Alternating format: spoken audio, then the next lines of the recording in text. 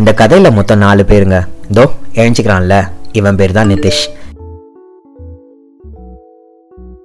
சோறு தண்ணி இல்லாமல் கூட இருந்துருவான், ஆனால் ஃபோன் இல்லாமல் ஒரு நிமிஷம் கூட இருக்க மாட்டான். 2 boys sleeping.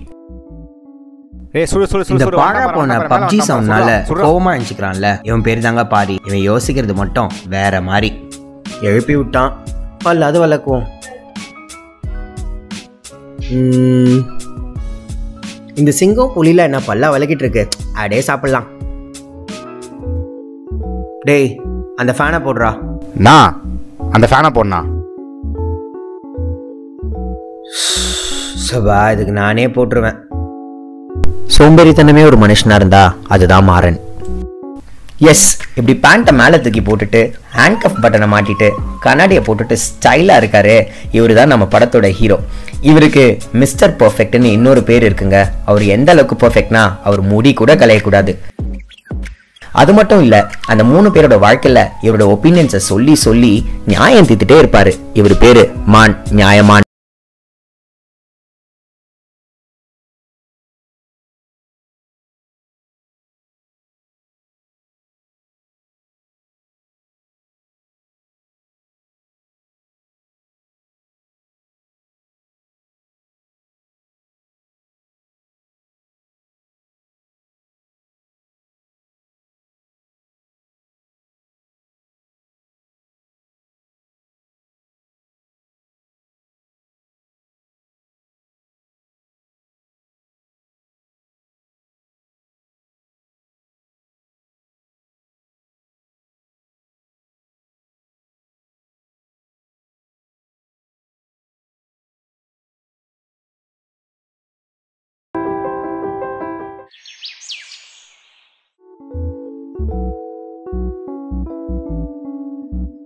டைம் ஆயிடுச்சு, சர்ச்சுக்கு போகாம என்ன பண்றானுங்க?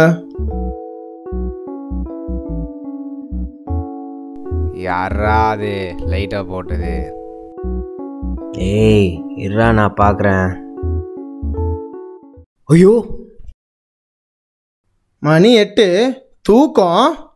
டேய் நான் எதை வேணா பொறுத்துப்பேன், ஆனால் இந்த சர்ச்சுக்கு லேட்டாக வரதை மட்டும் பொறுத்துக்கவே மாட்டேன்டா. என்ன மாதிரி நீயும் வாழ்க்கையில் முன்னேறணும்னா கிளம்பி சர்ச்சுக்கு வாங்கடா.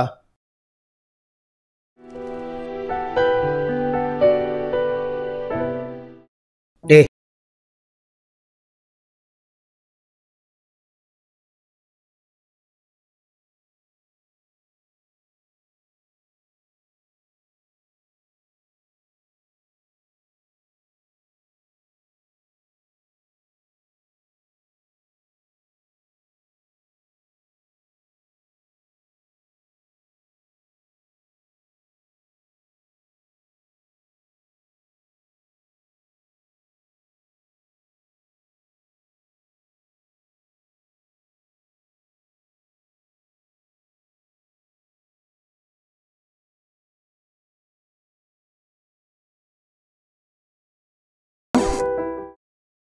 நான் டைம் வேற ஆச்சுனா அவர் திட்டுவார். புலம்பாம வாடா, போயிடலாம்டா வாடா.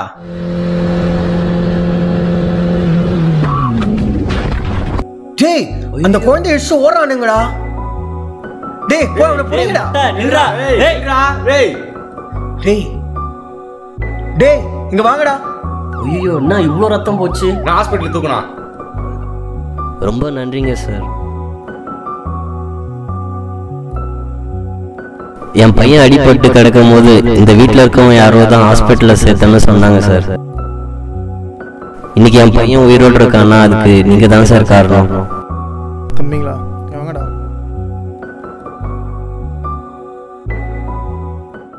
யாருண்ணா வந்தது?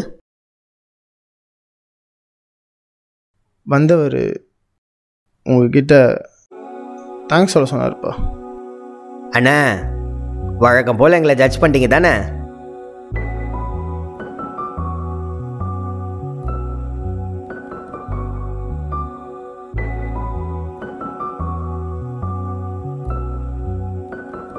தம்பிங்களா சாரிடா. நியாய தீர்ப்பு நாள்ல யாரெல்லாம் வந்து நிப்பா அப்படின்ற ஒரு கேள்வி. இதை சொன்ன உடனே எங்களுக்குள்ள நான் பண்ண பாவத்தை விட என் ஃப்ரெண்டு பண்ண பாவம் தான் அதிகம்னு சொல்லிக்கிட்டேன். ஆனா கடைசியா தான் தெரிஞ்சது இப்படி மற்றவங்களை நியாயம் தீர்க்கிறதே ஒரு பெரிய பாவம்னு. இந்த உலகத்துல நியாயம் தீர்க்கிறதுக்கு இயேசுக்கு மட்டும்தாங்க அதிகாரம், மனுஷனுக்கு இல்லை. நியாயமான் நியாயம் தீர்க்கிறது தப்புன்னு உணர்ந்துட்டாரு. அப்போ நீங்க